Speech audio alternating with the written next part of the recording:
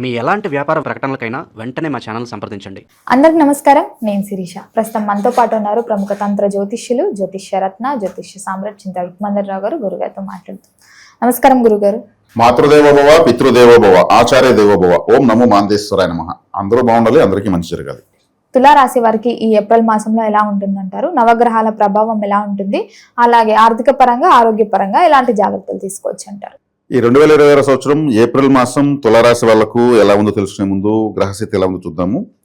ఈ రాశికి 5వ ఇంట రాహు, 6వ ఇంట్లో రవి, శని, కుజ, బుధులు, 7వ ఇంట్లో శుక్రుడు, 9వ ఇంట్లో గురువు, 11వ ఇంట్లో కేతు. ఓవరాల్గా తీసుకుంటే కాలసర్ప దోషం ఉంది అన్ని రాశులకు ఉన్నట్లే, కానీ మాత్రం గ్రహాలన్నీ ఏ గ్రహం ఎక్కడో అక్కడ ఉంది, ఎక్కడ ఉండాలో అక్కడ ఉంది. లక్ అని చెప్పచ్చు. అంటే తులారాశికి రాహు విశేష రాజయోగకారకుడు. ఎందుకు అంటే తులారాశిలో స్వాతి నక్షత్రం ఉంది, నడి నక్షత్రం అంటారు, అంటే మధ్యలో ఉంది 4 పాదాలతో. స్వాతి నక్షత్రం అంటే తెలియని వాళ్ళరు. ముత్యాలు తయారయ్యేది అక్కడే, నరసింహస్వామి పుట్టింది అక్కడే, ఆ నక్షత్రంలో. వాయుదేవుడు నక్షత్రం చాలా గొప్ప నక్షత్రం. దానికి అధిపతి రాహు 5వ ఇంట్లో ఉన్నాడు, అంటే కోణంలో ఉన్నాడు, మూల త్రికోణంలో ఉన్నాడు. అంటే అదృష్టం అని అర్థం, తెలియనటువంటి అదృష్టం ఉందని అర్థం. రాహు అంటే ఒక మాయ, అందుకే తెలియని అదృష్టం అని చెప్పాను. ఇక 6వ ఇల్లు, 6వ ఇంట్లో శనేశ్వరుడు ఉన్నాడు. ఈ రాశికి, ఈ రాశిలో ఉచ్చస్థితి పొందే గ్రహం 6వ ఇంట్లో ఉంది. శని 6వ ఇంట్లో దిగ్బలాన్ని పొందుతాడు. 6వ ఇంట్లో శని అంటే గత 30 సంవత్సరాలకు ముందు శనేశ్వరుడు బ్రహ్మాండమైనటువంటి రాజయోగులకు ఇచ్చుంటాడు. ఇప్పటి నుంచి వెనక్కి వెళ్తే అంటే ఒక 40-50 సంవత్సరాలు ఉండే వాళ్ళకైతే తెలుస్తుంది ఆ విషయం. ఈయన 18 సంవత్సరాల ముందు రాహు ఈ కుంభంలో ఉన్నప్పుడు, 5లోకి వచ్చినప్పుడు బ్రహ్మాండమైన యోగాన్ని ఇచ్చుంటాడు. అంటే ఈ దీర్ఘకాల సంచార గ్రహాలు 18 సంవత్సరాల తర్వాత రాహు అక్కడికి వచ్చాడు, 30 సంవత్సరాల తర్వాత శని అక్కడికి వచ్చాడు. విశేషమైన లైఫ్లో మొత్తం ఏం కావాలంత ఇచ్చేటువంటి సందర్భం ఇది. అదేవిధంగా రాశ్యాధిపతి రాశిని చూస్తున్నాడు శుక్రుడు డైరెక్ట్గా. రాశ్యాధిపతి డైరెక్ట్ రాశిని చూస్తున్నాడు. అప్పుడు మనకి ఇంకేం కావాలి అసలు? ఇప్పుడు మనకు సహాయం చేసేవాడు మనకు అందుబాటులో ఉంటే ఎట్టుంటుంది? శ్రమే ఉండదు, ఏం కావాలో దగ్గరికి వస్తుంది. ఈ రాశికి గోచార రీత్యా గురువు 9వ ఇంట్లో ఉన్నాడు కాబట్టి గురుబలం ముందు రాశిని చూస్తాడు. శుక్రుడు చూస్తాడు, గురువు చూస్తాడు. రాహు 5వ ఇంట్లో ఉన్నాడు, కేతు లాభంలో ఉన్నాడు. కేతు అంటే ఏది తల్లలేని గ్రహం కదా, అది కూడా లాభంలోనే ఉంది. అంటే ఏ గ్రహాలు ఎక్కడో అక్కడ ఉన్నాయి. రవి 6వ ఇంట్లో బలవంతుడే, కుజుడు 6వ ఇంట్లో బలవంతుడే. భాగ్యాధిపతి 6వ ఇంట్లో ఉన్నాడు. 6వ ఇంట్లో ఎక్కడ ఉన్నాడు? ఎవరితో ఉన్నాడు? భాగ్యాధిపతి, పంచమాధిపతి ఇద్దరు కలిసి 6వ ఇంట్లో ఉన్నారు. అంటే ఇక్కడ అన్ని విధాల బాగున్న ఏకైక రాశి తులారాశి. ఇప్పుడు ఏడా ఒక గ్రహం వ్యతిరేకంగా ఉంటే మనం చెప్దాం, అంటే స్థానాలతో సహా మనం వివరిస్తున్నాం ఇక్కడ. అంటే 6వ ఇంట్లో పాపగ్రహాల బలం ఎక్కువ. రాహువు ఈ రాశికి అధిపతి కాబట్టి పంచమంలో మూల త్రికోణంలో వచ్చాడు, అది మంచిది. లాభంలో కేతు, 9లో రాహు గురువు. ఇక్కడ వీళ్ళు సంపూర్ణంగా ఉంది ఈ మాసం అని చెప్పచ్చు, ఇలా అదృష్టం అని చెప్పచ్చు. ఇప్పుడు బాగుండే గ్రహస్థితిని పట్టుకుని మనం జాగ్రత్తలు చెప్పి, దోషాలు చెప్పి, మనకేదో యూట్యూబ్లో అవకాశం ఇచ్చారు కదనేసి చెప్పకూడదు. ఏదంటే అనవసరం సబ్జెక్ట్ వామిటింగ్ ఎత్తకూడదు. ఉన్న విషయం చెప్తున్నాం. ఈ గ్రహాలు మళ్ళీ మారుతాయి. మారినప్పుడు కొన్ని గ్రహాలు బాగుంటాయి, కొన్ని గ్రహాలు బాగుండవు. దాన్ని బట్టి బాగలేని కానీ పరిహారం చెప్తాం, బాగుండేదని ఎంకరేజ్ చేస్తాం. ఇప్పుడు తులారాశి వాళ్ళకి అన్ని విధాలా బాగుంది. చక్కటి జీవిత భాగస్వామి, పెళ్లి కావాలనుకుని ఇప్పుడు ట్రై చేస్తే మంచి పెళ్లి అవుతుంది, మంచి భార్య వస్తుంది, భార్య వచ్చిన కూడా కలిసి వస్తుంది.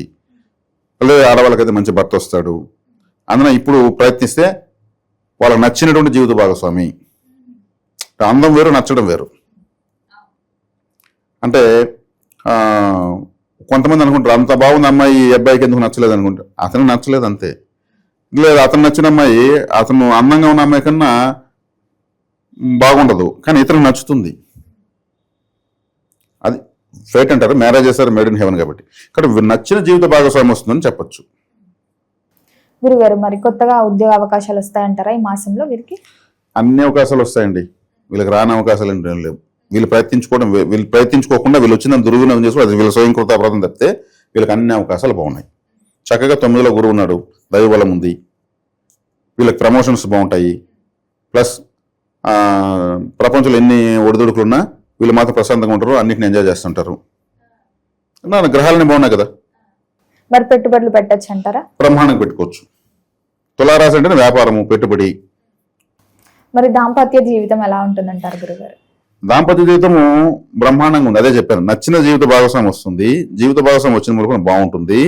మంచి వీళ్ళు వివాహం జరిగిన వాళ్ళు కూడా చాలా బాగుంటుంది. నూతనోత్సాహంతో ముందుకు వెళ్తారు, ఇబ్బంది ఏం లేదు.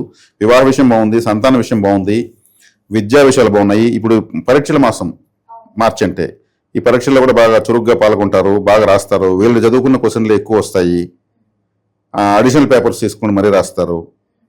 చాలా బాగుంటుంది. కాబట్టి విద్యార్థినులకు, కొత్తగా పెళ్లి అయిన వాళ్ళకు, కొత్తగా పెళ్లి ప్రయత్నం చేస్తున్న వాళ్ళకు, పెట్టుబడులు పెట్టే వాళ్ళకు, వ్యాపారస్తులకు, వ్యవసాయదారులకు, అన్ని రంగాల వాళ్లకు బాగుంది. ఏదైనా వీళ్ళు బంగారు ఆభరణాల పాడు లాంటివి కొనడము, లేదా అటువంటి షేర్స్లో పెట్టుబడులు పెట్టడము, ఇట్లా పలు రకాల మల్టీ టాస్క్లని కూడా వీళ్ళు బాగున్నాయి. మరి ఆరోగ్యపరంగా ఎలా ఉంటుందంటారు? ఎలాంటి జాగ్రత్తలు తీసుకోవచ్చు అంటారు? ఆరోగ్యం అన్నారు కాబట్టి చెప్తున్నాను. ఇప్పుడు ఒక వ్యక్తి దగ్గర 1 లక్ష రూపాయలు ఉంటుంది, హ్యాపీగా ఉంటాడు. నా దగ్గర 1 లక్ష రూపాయలు ధైర్యంగా ఉంటాడు. అతనికి లో బీపీ ఉంటుందా? 1 లక్ష రూపాయలు జోబు చేతులు లో బీపీ ఉంటుందా? ఉండదు. టక్కున ఎవరైనా వచ్చి దొంగలించుకు వెళ్ళిపోతాడు.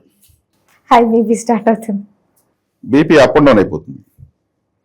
ఒక వ్యక్తికి కష్టాల్లో ఉంటాడు, డల్గా ఉంటాడు. ఎందుకంటే డబ్బులు ఏం చేయాలా ధైర్యం లేదు, అంటే లో బీపీ ఉంది. ఇప్పుడు టక్కున 1 లక్ష రూపాయలు డబ్బు దొరుకుతుంది, బీపీ నార్మల్ అవుతుంది, ధైర్యం వచ్చేస్తుంది. అంటే ఇక్కడ లో బీపీ ఉన్న వ్యక్తి ఉప్పు ఎక్కువ తింటే హై బీపీ వస్తుందంటారు. హై బీపీ ఉన్న వ్యక్తి ఉప్పు తగ్గిస్తే బీపీ తగ్గుతుంటారు. ఇక్కడ మనం ఉప్పు వాడాము ఇద్దరికి, ఈయనకి ఉప్పు తగ్గించామా, ఆయనకు ఉప్పు పెంచామా? డబ్బులున్న వ్యక్తికి ఒక్కసారిగా బీపీ డౌన్ అయిపోయింది, డబ్బులు పూసింది కదా, అయ్యో ఒక్కసారి నా బీపీ డౌన్ అయిపోయింది అంటాడు కదా. ఉప్పు తిని బాబు అంటే వింటాడా? నాకు డబ్బు కావాలి రాడు, నన్ను ఉప్పు తినమంటే అంటాడు. ఒక వ్యక్తి డల్గా ఉంటాడు, డబ్బులు ఉండవు, నాకు డబ్బు కావాలంటాం, నా బీపీ డౌన్ అయిపోయింది డబ్బు లేకుండా అంటాం. బీపీ డౌన్ ఉప్పు తినరా బాబు అంటే తింటాడా? పెరిగేదానికి డబ్బు కావాలంటాడు. అంటే ఆరోగ్యం అనేది మన సైకాలజీకి సంబంధించింది. మానసిక స్థితి కరెక్ట్గా ఉంటే డబ్బుకు సంబంధం ఉండదు, దేనికి సంబంధం ఉండదు. అంటే దీని స్థితప్రజ్ఞత అంటారు, దీన్ని సాధించుకోవాలి ఎవరైనా సరే. ఇది తులారాశి వాళ్ళని కాకుండా అందరికీ చెప్పాను అనమాట, ఫీలింగ్. కాబట్టి ఇప్పుడు స్థితప్రజ్ఞత చాలా ఇంపార్టెంట్. ఉన్నప్పుడు పొంగిపోకుండా, లేనప్పుడు కుంగిపోకుండా ఉండగలగాలన్నప్పుడే భగవంతుడు కూడా ఇతనికే ఇవ్వాలి నిజంగానే అనేసి ఇస్తాడు. కాబట్టి ఇప్పుడు తులారాశి వాళ్ళకి అన్ని విధాలు బాగుంది. వీళ్ళకి లో బీపీ లేదు, హై బీపీ లేదు, ఆరోగ్యంగా ఉన్నారని అర్థం. ఏదున్నా సమస్యే కదా. వీళ్ళకి సంపూర్ణ ఆరోగ్యం ఉంది. 6వ ఇంట్లో గ్రహాలు రాసే మన భాగ్యాధిపతి 6వ ఇంట్లో ఉన్నాడు, శనేశ్వరుడు 6వ ఇంట్లో ఉన్నాడు, లాభాధిపతి బాధకాధిపతి కూడా 6వ ఇంట్లో ఉన్నాడు, కుజుడు 6వ ఇంట్లో ఆరోగ్యం సమస్య, కుజుడు 6వ ఇంట్లో ఉన్నాడు. వీళ్ళకి ఆరోగ్య సమస్యలు అనుకుంటే వీళ్ళకి ఉండవు. కాకపోతే మనకు మన మానసిక స్థితి ఎంత బలహీనంగా ఉంటుందని చెప్పాను అనమాట. ఒక వాచ్ ఉంటుంది, ఆ వాచ్లో లోపల పరికరాలు ఉంటాయి, బ్యాలెన్స్ ముళ్ళు అంటారు దాన్ని. ఒకటి ఉంటుంది, అది కింద పడిపోయినట్టే ఉంటుంది, టకటకటగా ఆడుతూ ఉంటుంది. చూస్తే పడిపోతుందేమో అనిపిస్తుంది, కానీ పడదు, కానీ 24 hours తిప్పుతుంది. సేమ్ మనలో కూడా మనసు అనేది ఒక బ్యాలెన్స్ ముళ్ళు. దాన్ని అలా పెట్టుకున్నప్పుడు లైఫ్ అంతా మనం.